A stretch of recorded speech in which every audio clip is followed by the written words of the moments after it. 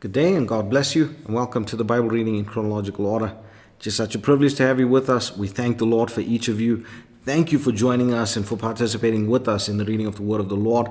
And I pray that these overviews would just give you a little bit of context, a little bit of insight into the reading so that we are able to better grasp the Word of God together. Today we're busy in the book of Esther again, and we're going to be going through chapters 6 through to 10. So as we get into chapter 6, we see that we read of how Haman, who came into the king's palace to tell him to hang Mordecai, is actually outwitted by his own pride and his own delusions of grandeur. And he has to end up parading Mordecai before the people in the king's apparel with a crown on Mordecai's head, riding on the king's horse. This was devastating for him. But you can read that and you can get the tone from this passage, how much Haman despised Mordecai even more. And then we get to chapter 7 and we see that the king and Haman attend the banquet that Esther had prepared for them.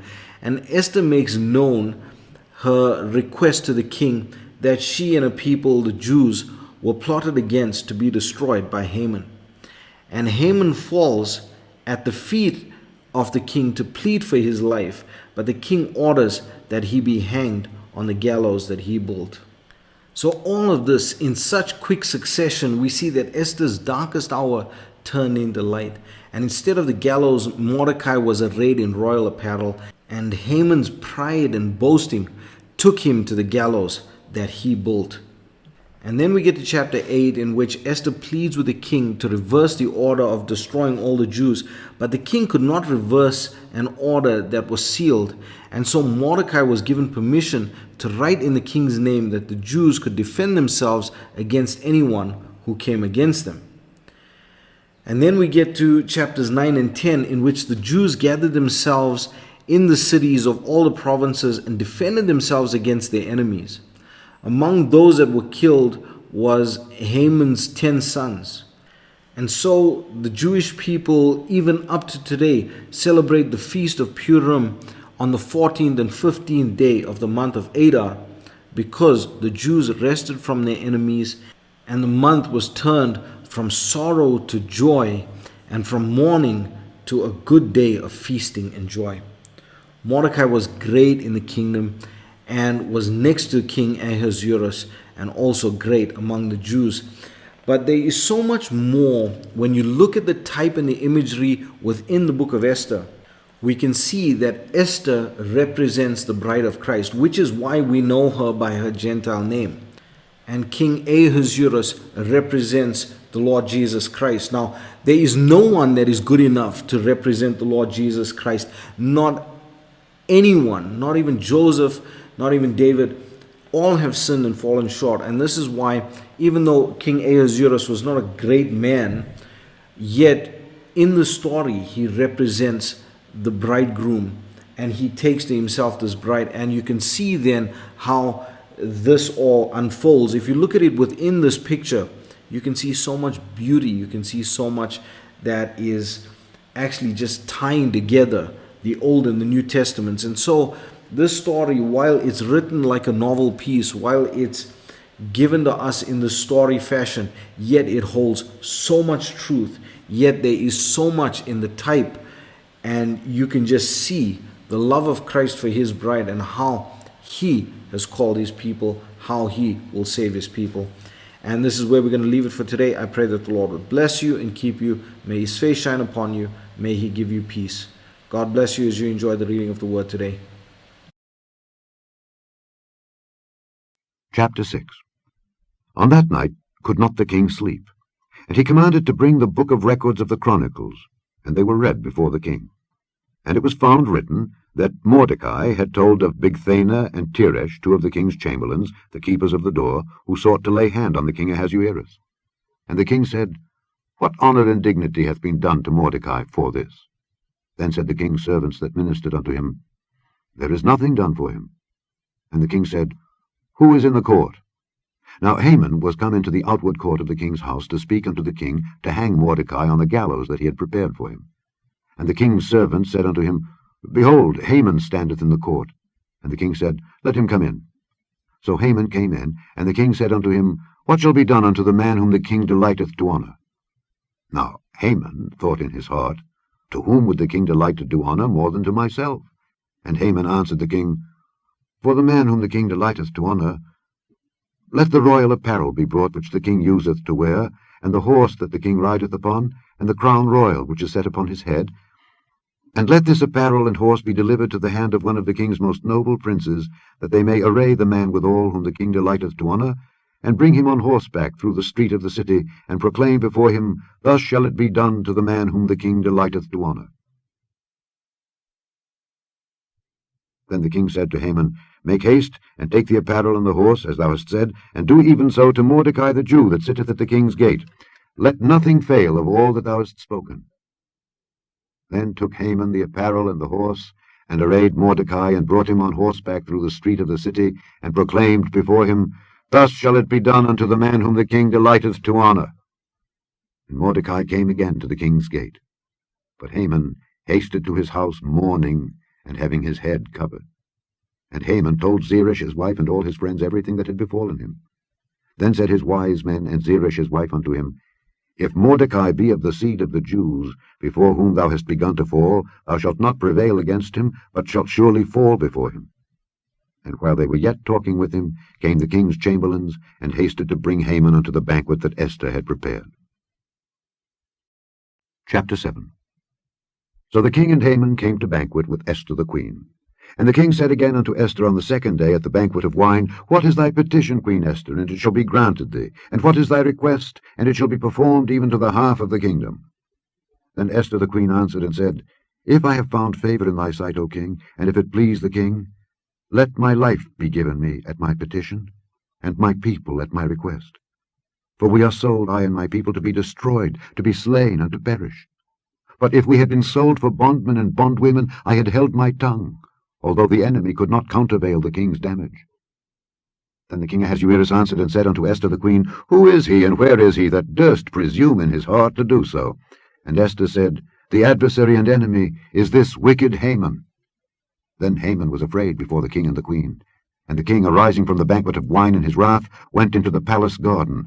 And Haman stood up to make request for his life to Esther the queen, for he saw that there was evil determined against him by the king. Then the king returned out of the palace garden into the place of the banquet of wine, and Haman was fallen upon the bed whereon Esther was. Then said the king, Will he force the queen also before me in the house? As the word went out of the king's mouth, they covered Haman's face. And Harbona, one of the chamberlains, said before the king, Behold also, the gallows 50 cubits high, which Haman had made for Mordecai, who had spoken good for the king, standeth in the house of Haman. Then the king said, Hang him thereon. So they hanged Haman on the gallows that he had prepared for Mordecai. Then was the king's wrath pacified. Chapter 8. On that day did the king Ahasuerus give the house of Haman the Jews' enemy unto Esther the queen. And Mordecai came before the king, for Esther had told what he was unto her. And the king took off his ring, which he had taken from Haman, and gave it unto Mordecai. And Esther set Mordecai over the house of Haman. And Esther spake yet again before the king, and fell down at his feet, and besought him with tears to put away the mischief of Haman the Agagite, and his device that he had devised against the Jews. Then the king held out the golden scepter toward Esther. So Esther arose, and stood before the king, and said, If it please the king, and if I have found favour in his sight, and the thing seem right before the king, and I be pleasing in his eyes, let it be written to reverse the letters devised by Haman the son of Hammedatha the Agagite, which he wrote to destroy the Jews which are in all the king's provinces. For how can I endure to see the evil that shall come unto my people? Or how can I endure to see the destruction of my kindred? Then the king Ahasuerus said unto Esther the queen, and to Mordecai the Jew, Behold, I have given Esther the house of Haman, and him they have hanged upon the gallows, because he laid his hand upon the Jews. Write ye also for the Jews, as it liketh you, in the king's name, and seal it with the king's ring. For the writing which is written in the king's name, and sealed with the king's ring, may no man reverse. Then were the king's scribes called at that time in the 3rd month, that is, the month Siban, on the 23 day thereof. And it was written according to all that Mordecai commanded unto the Jews, and to the lieutenants, and the deputies and rulers of the provinces which are from India unto Ethiopia, 127 provinces, unto every province according to the writing thereof, and unto every people after their language, and to the Jews according to their writing and according to their language. And he wrote in the king Ahasuerus' name, and sealed it with the king's ring, and sent letters by posts on horseback, and riders on mules, camels, and young dromedaries, wherein the king granted the Jews which were in every city to gather themselves together, and to stand for their life, to destroy, to slay, and to cause to perish all the power of the people and province that would assault them, both little ones and women, and to take the spoil of them for a prey, upon one day in all the provinces of King Ahasuerus, namely, upon the 13th day of the 12th month, which is the month Adar.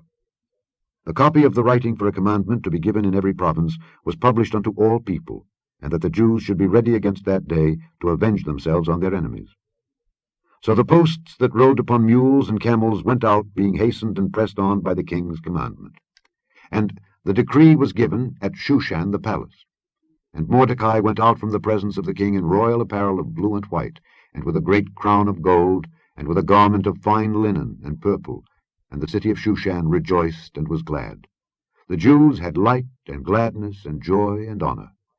And in every province and in every city, whithersoever the king's commandment and his decree came, the Jews had joy and gladness, a feast and a good day. And many of the people of the land became Jews, for the fear of the Jews fell upon them. Chapter 9. Now in the 12th month, that is the month Adar, on the 13th day of the same, when the king's commandment and his decree drew near to be put in execution, in the day that the enemies of the Jews hoped to have power over them, though it was turned to the contrary, that the Jews had rule over them that hated them, the Jews gathered themselves together in their cities throughout all the provinces of the king Ahasuerus, to lay hand on such as sought their hurt. And no man could withstand them, for the fear of them fell upon all people. And all the rulers of the provinces, and the lieutenants, and the deputies, and officers of the king helped the Jews, because the fear of Mordecai fell upon them. For Mordecai was great in the king's house, and his fame went out throughout all the provinces. For this man Mordecai waxed greater and greater. Thus the Jews smote all their enemies with the stroke of the sword, and slaughter and destruction, and did what they would unto those that hated them. And in Shushan the palace the Jews slew and destroyed 500 men. And Parshandatha, and Dalphon, and Aspatha, and Poratha, and Adalia, and Aridatha, and Parmashta, and Arisai, and Aridai, and Bajezatha, the 10 sons of Haman, the son of Hammedatha, the enemy of the Jews, slew they, but on the spoil laid they not their hand. On that day the number of those that were slain in Shushan the palace was brought before the king. And the king said unto Esther the queen, The Jews have slain and destroyed 500 men in Shushan the palace, and the 10 sons of Haman. What have they done in the rest of the king's provinces? Now what is thy petition, and it shall be granted thee? Or what is thy request further, and it shall be done? Then said Esther, If it please the king, let it be granted to the Jews which are in Shushan to do tomorrow also according unto this day's decree, and let Haman's 10 sons be hanged upon the gallows. And the king commanded it so to be done. And the decree was given at Shushan, and they hanged Haman's 10 sons.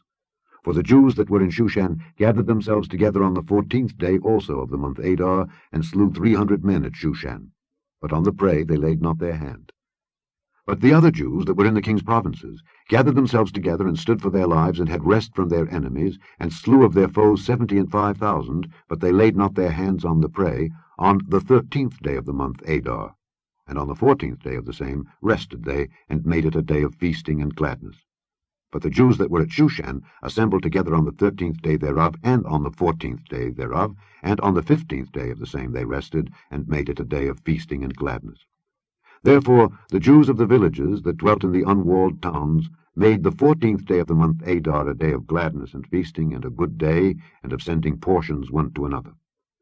And Mordecai wrote these things, and sent letters unto all the Jews that were in all the provinces of the king Ahasuerus, both nigh and far, to establish this among them, that they should keep the 14th day of the month Adar, and the 15th day of the same yearly, as the days wherein the Jews rested from their enemies, and the month which was turned unto them from sorrow to joy, and from mourning into a good day, that they should make them days of feasting and joy, and of sending portions one to another, and gifts to the poor.